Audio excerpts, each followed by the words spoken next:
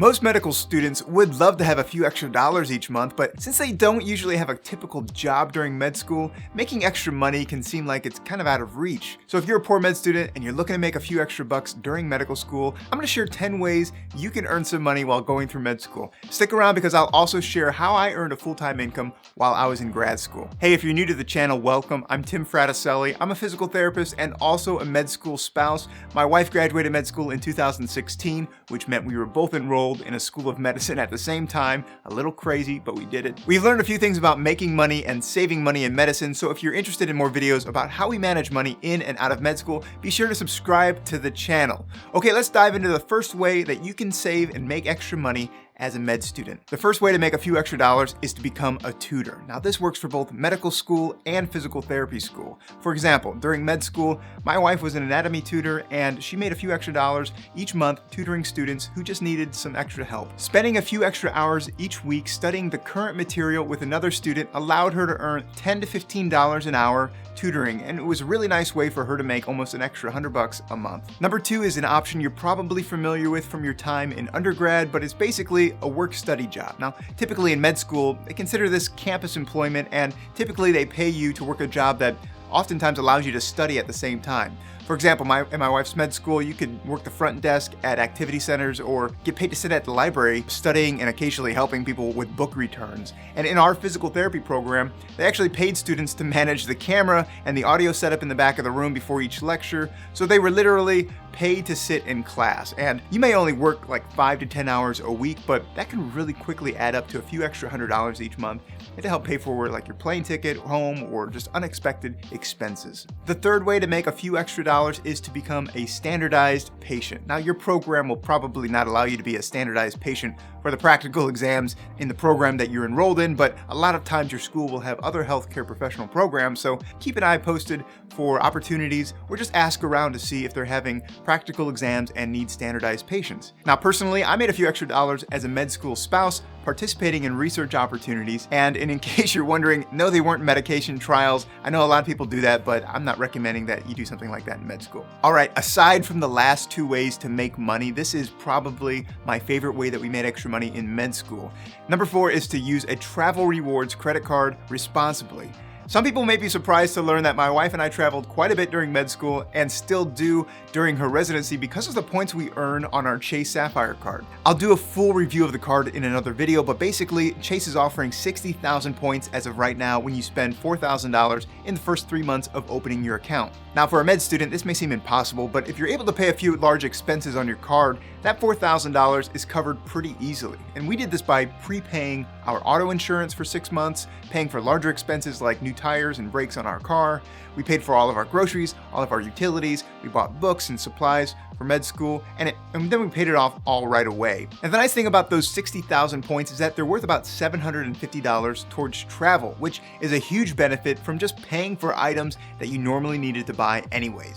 But the key, of course, is to never run a balance on the card, and if you can't manage paying off the card in full each month, you really shouldn't use a credit card. Number 5 is another way to study and to get paid by recommending tools like Monic. Now, if you're not familiar with Monic, it's a hugely popular tool among medical students and now among physical therapy students. The cool part about Monic is that you can share your link with your friends and actually earn credits that can be redeemed for Monic gear or even towards free months of Monic for yourself. So it's really more of a study resource that could just pay for itself, saving you money, but I wanted to include it because I think it's a cool opportunity for med students. Number 6 is another idea that can add money to your bank account in med school or even PT school by leading an exercise class or personal training on the side. Looking after your own health in medical school or PT school can be really hard because you spend so much time studying. One of my good friends in PT school made a couple $100 each month as a personal trainer, and another student led a spin class each week in order to have her gym fees waived. And both of those are good ideas to make money and even save money as you take care of yourself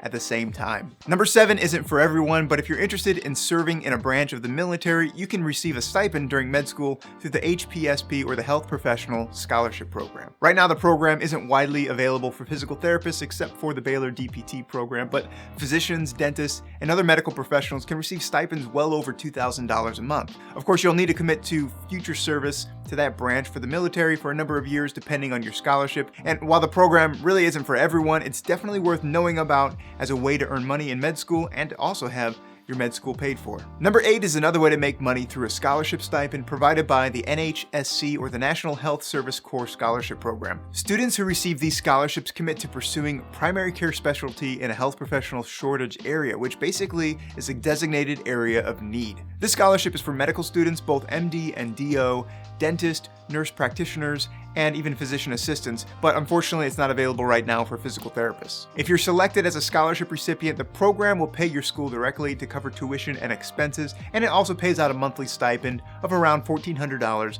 as of now, the year 2020. So it's definitely worth looking into if you're considering a primary care specialty and you want to work in an underserved area. Number 9 is a way that my wife and I eventually made over $2,000 a month during medical school and PT school. And I say eventually because it took about 2 years for the income to grow to be that much, but eventually blogging became a great source of income while we were in grad school and med school. And yes, number 9 is starting a blog. Now here's the thing. Blogging can take a lot of time and energy, and it usually doesn't generate income for months and months after you started it. So I started blogging before either of us went back to grad school, so it was a good timing as revenue increased through advertising and affiliate marketing through programs like Amazon Associates and Google Ads. So if you're interested in starting a blog, it's relatively inexpensive to get started in terms of financial investment, but you can definitely expect to spend at least 10 hours a week or more writing content, formatting images. Since med school is your full-time job and should be your main focus, I'm not recommending that everyone starts a blog, but I did want to include this as an option, as a legitimate way to earn extra money in med school, because it's something we actually did with a good amount of success to earn pretty much a full-time income during grad school. Number 10 is kind of an extension from number 9, but it's quite a bit easier to get started, and that's by creating a YouTube channel and sharing your insights with other people. Now, if you're in med school, you've done something that so many people are interested in doing, and you have a unique perspective that others may relate to. So whether you're interested in sharing your medical school insights, study tips, or just want a way to reference your own study material later and don't mind if other people see or share your videos, and starting a YouTube channel could be a really good idea and a really nice creative outlet for you. Now, recording a video with your phone and editing on iMovie, it's pretty easy and straightforward. It's not going to cost you anything but your time, which is definitely limited in med school, so just proceed with caution if you decide to go down this route. If you're interested in learning more about how I make money blogging, you can check out this video here or watch the playlist there. We'll see you in that next video.